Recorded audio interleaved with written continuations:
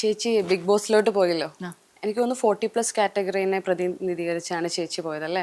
നമ്മൾ പണ്ടൊക്കെ 40+ എന്ന് പറയുമ്പോൾ നമ്മൾ ഓർക്കും ഓക്കെ കഴിഞ്ഞു അല്ലേ 30 കഴിഞ്ഞ് ഇൻഡസ്ട്രിയിലൊന്നും നിൽക്കില്ല. പക്ഷെ ചേച്ചി 40+ കാറ്റഗറിയിൽ പോയിട്ട് വെറുതെ അവിടെ അടുക്കളയിലൊക്കെ ഒതുങ്ങിക്കൂടാതെ നോർമലി ആ കാറ്റഗറി പോയ ആൾക്കാരൊക്കെ കുലസ്ത്രീ ചമയലും അങ്ങനെയൊക്കെയാണല്ലോ നോർമലി കണ്ടിട്ടുള്ളത്. ചേച്ചി വളരെ വ്യത്യസ്തമായിട്ടായിരുന്നു അതിനകത്തുണ്ടായിരുന്നത്.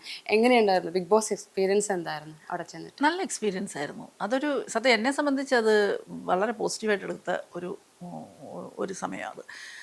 കാരണം നമുക്ക് ഒരുപാട് പല മേഖലയിൽ നിന്ന് വരുന്ന പല വ്യത്യസ്തരായ കുറേ ആൾക്കാരുമായിട്ട് ഒരു സ്ഥലത്ത് നമ്മൾ ഒതുങ്ങി നിൽക്കുക എന്ന് പറയുന്നത് അതൊരു വലിയ എഫേർട്ടാണ് കേട്ടോ. അത് ചെറിയ കാര്യമൊന്നുമല്ല, എല്ലാവരെ കൊണ്ടും പറ്റത്തില്ല. അപ്പം അതെനിക്കൊരു ഭയങ്കര നല്ല എക്സ്പീരിയൻസ് ആയിരുന്നു. കുറേ പേരെ പരിചയപ്പെടാൻ പറ്റി. പിന്നെ ഞാൻ അവിടെ നിന്നത് ഞാനായിട്ട് തന്നെയാണ്. ഇതാണ് ഞാൻ. എൻ്റെ കുട്ടികളോടും ഇങ്ങനെയാണ്, ഞാനിതാണ്. പിന്നെ എന്താ പറയുക, എല്ലാത്തിനും കയറി എപ്പോഴും ഇടപെടുന്ന ഒരാളല്ല ഞാൻ. ഇടപെടേണ്ട സമയമായി എന്ന് കാണുമ്പോൾ മാത്രം ഇടപെടുന്ന ഒരാളാണ്. പക്ഷെ ചേച്ചി ഇപ്പോഴും ട്രെൻഡിങ് ആണ്. എന്താണെന്നറിയോ, എത്രയൊക്കെ ഫാഷൻ ഷോ വന്നാലും ചേച്ചിയുടെ അന്നത്തെ ഫാഷൻ ഷോ ഓർമ്മയുണ്ട്. അത് മനഃപൂർവ്വം ചെയ്താണോ ചേച്ചി ഇങ്ങനെ മുന്നോട്ട് നടന്നു വന്ന് എന്താണെന്നറിയോ ഇങ്ങനെയൊക്കെ നോക്കി പണ്ടത്തെ മുത്തശ്ശിമാരൊക്കെ നോക്കുന്ന പോലെ.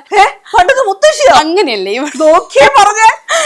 വെറൈറ്റി സാധനം ചെയ്തത്, അത് എന്നെ മുത്തശ്ശിയാക്കി. ഞാൻ നോക്കുമ്പോ നടന്നു വരുന്നു, എന്നിട്ട് മുന്നോട്ട് വന്നിട്ട് മുട്ടൊക്കെ കുത്തിപ്പിടിച്ച് ഇങ്ങനെയൊക്കെ നോക്കുന്നു അല്ലേ? അത് നോക്കിയില്ല. ഇല്ല, ഇങ്ങനെയല്ലേ ചേച്ചി? ഇങ്ങനെ നോക്കിയിട്ടില്ല അല്ലേ? അങ്ങനെ ഒന്നും ചെയ്യാൻ പറ്റുമോ? ഒന്ന് ചെയ്ത് കാണിച്ചാൽ ഞാൻ ചെയ്ത പോലെ. അത് ഇല്ല, അതൊന്നും പറ്റത്തില്ല കേട്ടോ. അത് സമ്മതിച്ചു, അങ്ങനെ എനിക്ക് ചെയ്യാൻ പറ്റത്തില്ല. പക്ഷെ ട്രെൻഡിങ് ആണ്, അതുകൊണ്ട് ഞാൻ പറഞ്ഞേ. അത് ഞാൻ അറിഞ്ഞുകൊണ്ടൊന്നും ചെയ്തൊന്നുമല്ല. ഞാൻ എപ്പോഴും ഒരു ക്യാരക്ടർ ആണെങ്കിലും അങ്ങനെ പ്രിപ്പറേഷൻ ഒന്നും ചെയ്തിട്ട് നിൽക്കുന്ന ഒരാളല്ല. എനിക്കത് ചെയ്യാൻ പറ്റത്തില്ല.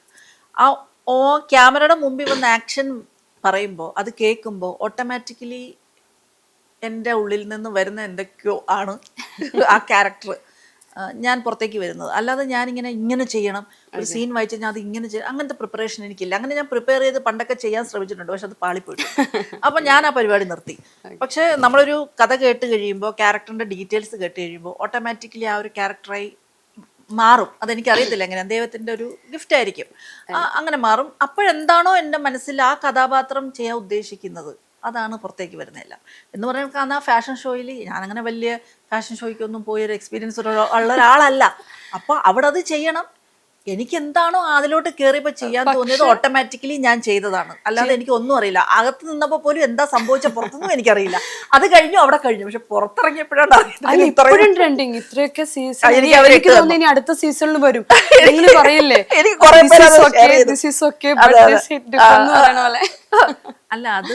അല്ല ഞാൻ ഇപ്പം എൻ്റെ ഒരു സുഹൃത്ത് കുറേ കാലത്തിന് ശേഷം ഇടയ്ക്കൊന്ന് വിളിച്ചപ്പോഴും ഇങ്ങനെ ഓരോ കാര്യങ്ങൾ സംസാരിക്കുന്ന കൂട്ടത്തിൽ എൻ്റെ അടുത്ത് പറയണേ, യമന ശ്രദ്ധിച്ചിട്ടുണ്ടോ, യമന ചെയ്യുന്ന ഓരോ കാര്യങ്ങളും യമന പോലും അറിയുന്നില്ല അത് ഹിറ്റാവുന്നുണ്ട് അല്ലെ വൈറലാവുന്നുണ്ട്.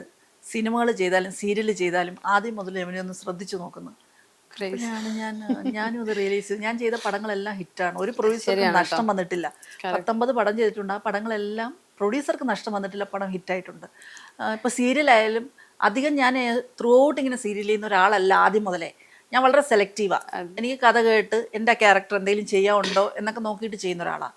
അപ്പം ചെയ്യുന്ന സീരിയലുകൾ ഒരുവിധം ആളുകളുടെ മനസ്സിൽ നിൽക്കുന്നുണ്ട്. ക്യാരക്ടേഴ്സും സീരിയലുകളുടെ പേര് പറയുമ്പോഴേ, ഇപ്പോൾ മാനസി പറഞ്ഞാലും അറിയാം, പണ്ട് ദൂരദർശനിലെ സീരിയലല്ലേ. ഇപ്പോൾ ജോലിയായി പറഞ്ഞാലും അപ്പം അങ്ങനെയൊക്കെ. ഇപ്പം അമ്മ, ഞാൻ ഏഷ്യാനെറ്റ് 2-3 അമ്മ. ഏഷ്യാനെറ്റ് എനിക്ക് തോന്നുന്നു ആദ്യം ചെയ്യുന്നത് ഞാൻ സ്ത്രീയാണ്. സ്ത്രീയിൽ മണിയമ്പിള്ള രാജേട്ടൻ്റെ വൈഫായിട്ടാണ് ഞാൻ ചെയ്യുന്നത് ഫസ്റ്റ്, യന്ത്രയുടെ.